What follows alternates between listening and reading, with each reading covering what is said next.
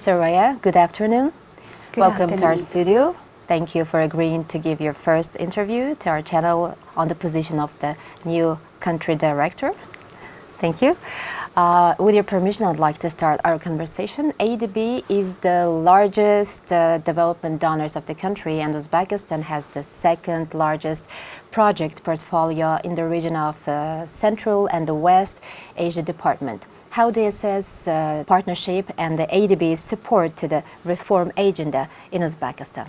Well, thank you very much for having me here. I appreciate this opportunity for having me to come here and sit in this very relaxing setting and chat with you and share my thoughts and views about ADB and my work. Your opening question is very critical. It is very important for us to often and regularly assess ourselves on how we are doing. At ADB, we do that on every operation that we do in our member countries, and we use the criteria to assess whether or not our activities are relevant, which means are they match the demand of the country, whether or not it is efficient, which means we deliver the result on time, or whether or not it is effective, which is yield the result that we want, and whether or not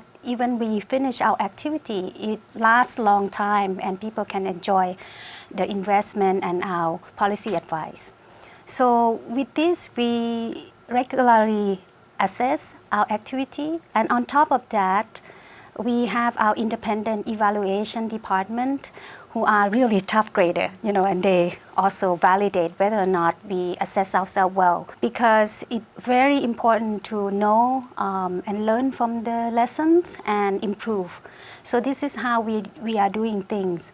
And yes, we have many activities, so we assess every project right now because we also come to the end of our 5-year country partnership, which will conclude at the end of this year. The assessment at the strategic level hasn't been finished yet, but so far looking at different activities that we've done in the country, both from the sovereign side, meaning the lending through the government, investment in infrastructure and social projects, plus the private sector development project, we found that our investments are on track and yield good results. But like I said, it hasn't concluded yet. So in months to come, then this assessment will be shared to the public. We know that the ADB updates its country partnership strategy every 4 or 5 years. Upon taking office as the head of ADB in Uzbekistan, you are assigned to oversee the preparation and the implementation of the bank's partnership strategy with our country for 2024 and 2028. So will be there any conceptual changes in this strategy, or maybe will emphasis placed on development of already defined areas? Yes, you're right. Following up from what we said earlier, we have this country partnership strategy prepared every 5 years.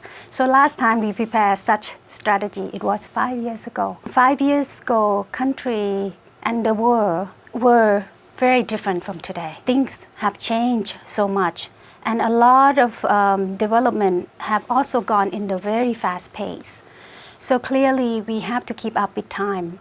So our new strategy will have to provide resources and advice for the country to achieve development result in the faster speed. The difference that we can see in the past 5 years, one thing is about country growth. Population growth in Uzbekistan is so rapid. The country has a big proportion of young people. So these young people soon will go to the job market and will be the resource to help the country develop.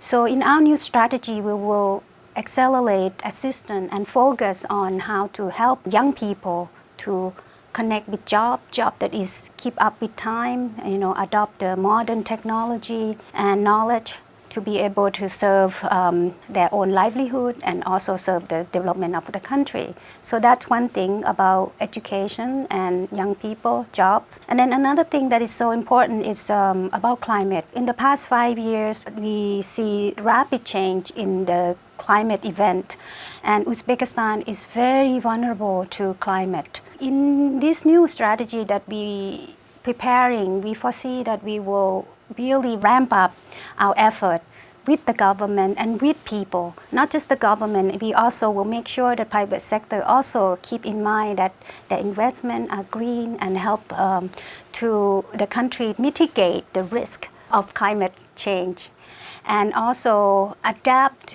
to the possible impact of natural disaster that won't have as big adverse impact to people. We know that at the end of the last year, ADB adopted a comprehensive reform roadmap featuring a new operating model to accelerate its transformation and more effectively serve the rapidly changing needs of its member countries in Asia and the Pacific. In your opinion, what were the prerequisites for such a transformation, and what is expected as a result of a new model? This is very important, and thanks for following our news. This change that we embarking on now is a major change in ADB. In the 56 years of existence of ADB, we had one big change like this before when I first joined ADB about 22 years ago. And at the time, ADB was relatively young, in 30s. Now we are in our 50s. We are wiser. And of course, in order to make the change, it is difficult. This is a big organization, so the prerequisite, as you mentioned, is needed. So we need to make sure that we have buy-in from everyone involved, especially staff. So we have to know that this is the time that we need to embrace change, because without change, and we cannot serve our client and our member countries well. And this change that we foresee and we aspire to achieve is about ADB being agile, being flexible, innovative, and closer to the client, and listen and serve the client well and fast. So in this sense, we have planned this all along. Since early last year, we already initiate the culture change in ADB. We have something called Culture Transformative Initiative. So we talk about our core value that ADB teams have to adopt. We want to adhere to being a trustworthy institution and transformative, also client orientation. With this, we have to change, of course, structure of our bank. To do this, we break the silo, so we have a more flexible way of doing things. Teams can share experience across the board. In the old-fashioned way, we used to have a more box-in institution, the departments, but now people share our knowledge across the board. So this should help us deliver better results, and also you will see more resources and authorities given to our field office. So this would allow us to be able to respond quickly to our clients. Thank you. In its April 2023 annual report, the Asian Development Outlook, ADB, forecast economic growth in Uzbekistan to slow to 5% in 2023 and 2024, after last year's GDP growth up to even 5.7%. Also, the forecast which made in April a year earlier, it showed that the indicator was just 4%. So is it possible to expect that the current indicators will also turn out to be more than predicted? And in your opinion, what could become the engine of growth? Thank you very much. Yes, this is one of our service in ADB, knowledge service, is do the economic forecast.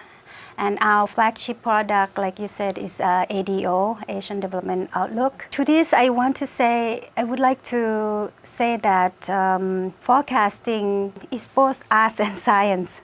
So we have to look at data as it come in. Your question actually is absolutely right that you said that it could be going up or down. In fact, the number that you mentioned is a growth number that we predicted in April, early in Last April this year. Yes. And last month in September, we already updated it to be 5.5. So much better than, Yes, it's much better. than 4% that you mentioned, that we also anticipated earlier. The reason why it was increased, we forecasted it grow more than before because strong performance in industry sector. There are a lot of investment to improve productivity and also infrastructure investment. Some can attribute to the fact that there are more liberalization in trade and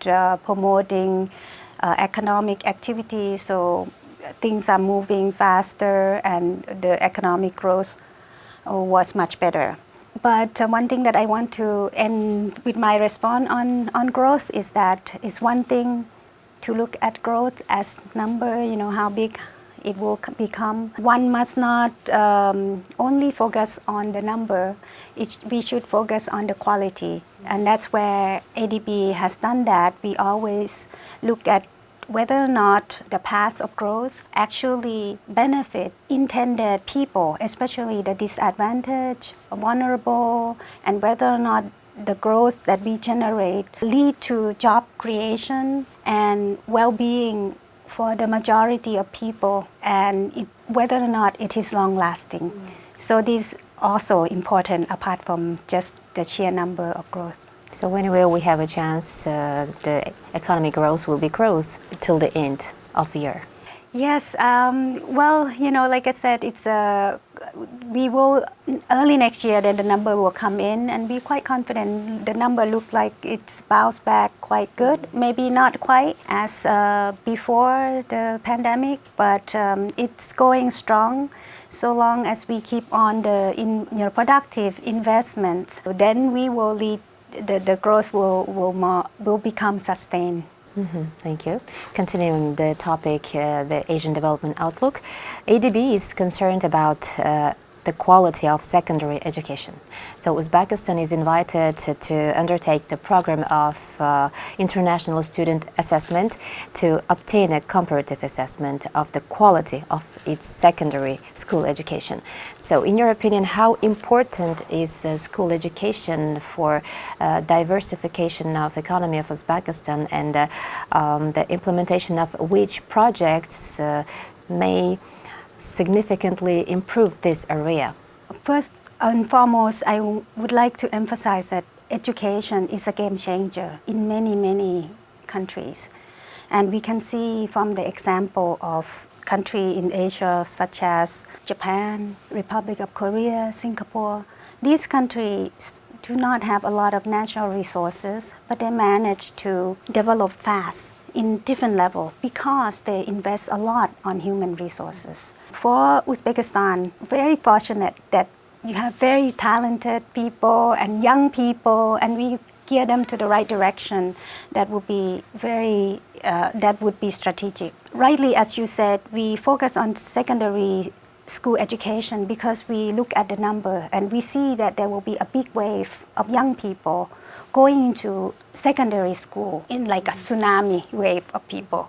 So we have to be prepared and make sure that all of the infrastructure is ready to absorb these young people. And these are the people who will be in 10 years, 15 years, will contribute greatly to the country. So the areas that very, very important for growth, usually in the STEM area. That is where ADB is preparing support for secondary school to focus on science, technology, engineering, and math. Nothing is like human resource, it's the pride of every nation. It's their people. Ms. Araya, one more question. In your opinion, how is the system of control over the intended use of funding allocated? How does ADB controls those funds are used for their intended purpose? On the assessment of ADB operation, we also see whether or not our investment has benefited the right people. The way that we are doing that is we set out before we really implement the project, what targeted group that we want to receive the benefit, and we set up the target. And when the project has finished, then we evaluate whether or not these people have received the benefit from the project as we plan. So it is very important for us when we prepare the project that we talk to the community and we involve civil society organization and the community people. For example, if it's a road project, then we see how many people can use, and we will have to keep the statistic of usage of road and how these people use the road to go to school, for example, or connect to their market. So we have the system of evaluation very detailedly. We've been doing this regularly. So far, our projects generally assess to be quite on track and lead to the right people. Of course, there's some time when we are not quite achieve the target, then we will have recommendation how to adjust the cost. We also do not wait until the project complete. During the implementation, we also review the project regularly to see how to adjust the cost. So this is the practice that we have done for a long time because we work across the region, not only Central Asia, in other regions. We also have a lot of lessons, experience in other regions that can apply, but we don't apply blindly. Usually we have to look at the country context of how to do things. That's why it is very important for us to consult with the local participants, local stakeholders, to ensure that we design our project well, that it will lead to the result that it intends to achieve. With your permission, let's take a look at your past activity. Before arriving in Uzbekistan, you headed the bank's office in Kyrgyzstan. This country is very close to us by territory, by other aspects. How different are the bank's investment package projects in Bishkek and in Tashkent?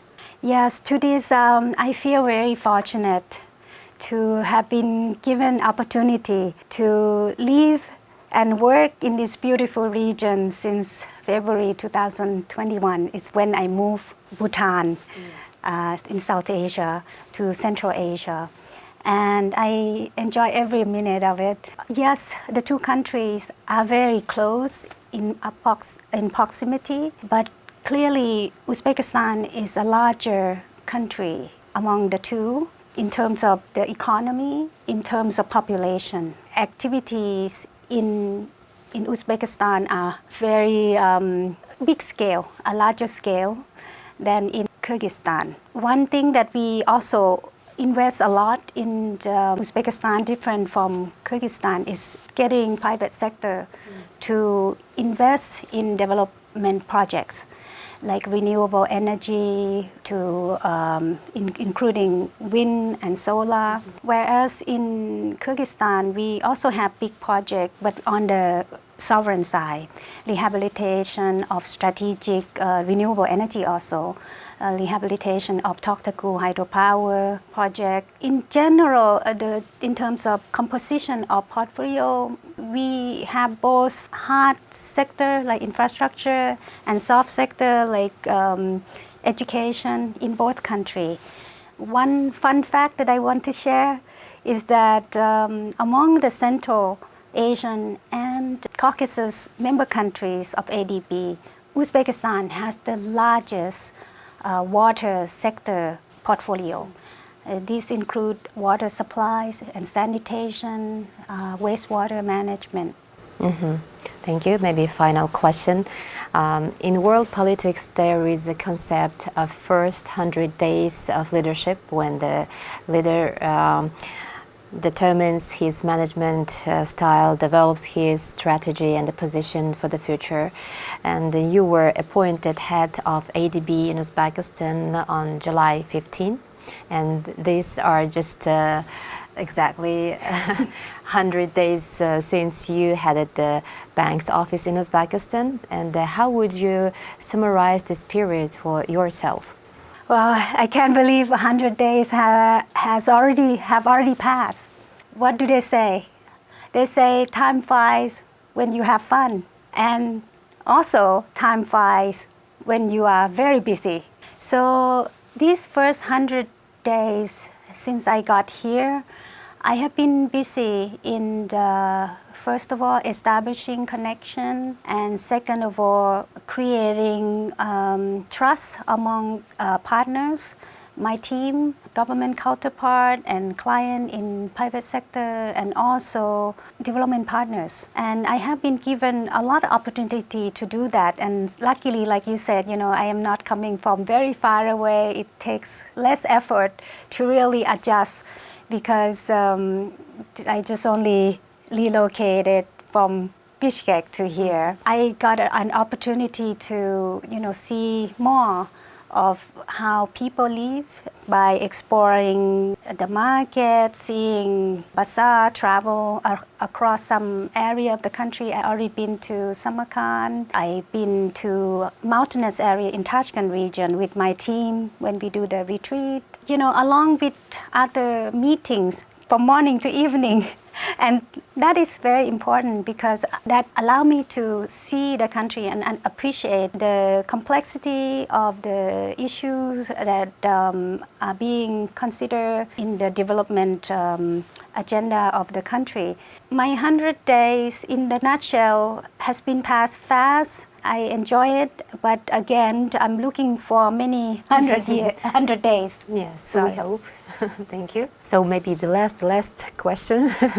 Can you share with your future plan exactly? Maybe you have own strategy plans on leading the ADB bank in Uzbekistan. So can you share with your future plan? Yes, my appointment to this country directorship come at the same time as formulating new country partnership strategy. It comes when the time when the government has very high ambition to achieve government's own corporate strategy.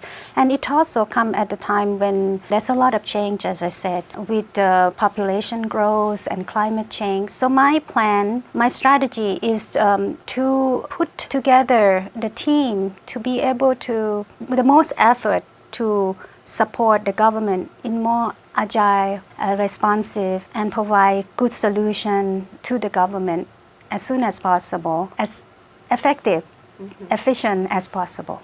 And of course, we wish you good luck in your activities, in these activities. Thank you for your time, Ms. Araya, again, and thank you for interesting and informative informations to our channel.